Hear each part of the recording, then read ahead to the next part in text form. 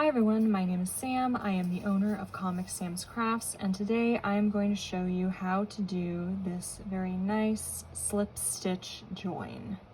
To do this, you are going to need your pieces that you are sewing together, the yarn that you're going to be using to do the slip stitch join, and a corresponding crochet hook. To start off, you are just going to want to do a slip knot, like so, and put it on your hook. Now, 2 points to remember. Number one, you always want your yarn that you're working with to be underneath your work. You don't want it over. If you have it over, then you'll be able to see where you yarn over. You'll have like a line where you've yarned over. So in order to get the lines nice and crisp, you want to make sure you always have the working yarn underneath the pieces that you're seaming together.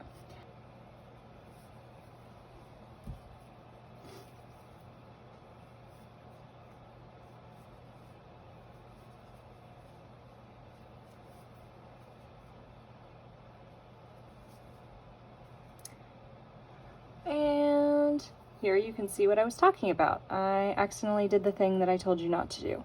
So if you keep your yarn or the yarn you're working with over, this is what the one side will look like. So don't do that.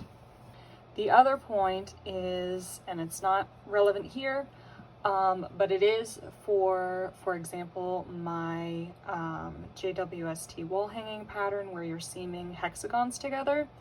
If you have one piece that is one color and another piece that is another color, and one of those pieces is the same color as the yarn that you're using to do the slip stitch join, make sure that you're inserting your hook into the piece that is the same color as the join color, and not the different color. Again, this is mostly just to keep the crispness. It doesn't super matter. It does not matter anywhere near as much as keeping your yarn underneath your work. However, it does still matter to keep the line nice and crisp. So, keeping my yarn underneath my work, I am just going to insert my hook into the left side first. And again, because these are the same color and neither are the same color as the join color, it doesn't matter. I usually do this one first and then this one. But again, if your join color is the same color as one of the pieces but not the other, make sure you insert your hook into the piece that's the same color as the join color first. And then once you have it in the first one, just insert it into the second one, yarn over, and pull through both pieces. All right, keep it under your work, insert your hook, insert your hook, yarn over, and pull through. And again, just remember to keep it underneath your work, like so. See, you can see that you don't have that line over on the side. When I was first doing this, it had that line over to the side. You want to avoid that. But as long as you keep the yarn underneath your work, so when you insert, I think what I was doing is I was doing it this way. So my yarn that I'm working with ended up over here. You don't want it over it. You want to make sure it's still underneath when you go and you insert your hook. So it would be like this, and then yarn over and pull through. And then you're just going to keep doing that for however long you need to go.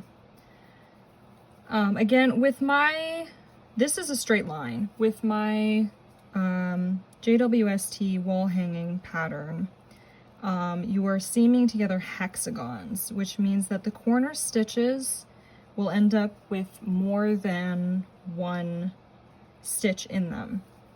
I think it's 3 as you're joining all of the pieces together.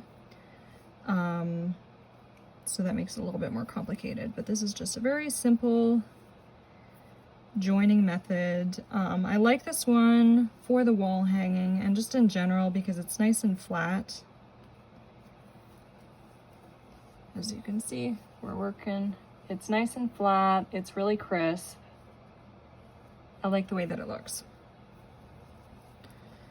And again, just keep going all the way along, making sure that you are not having the yarn that you're working with on the top side of your work. You want it underneath your work. Keep it underneath your work at all times. That way it's not visible.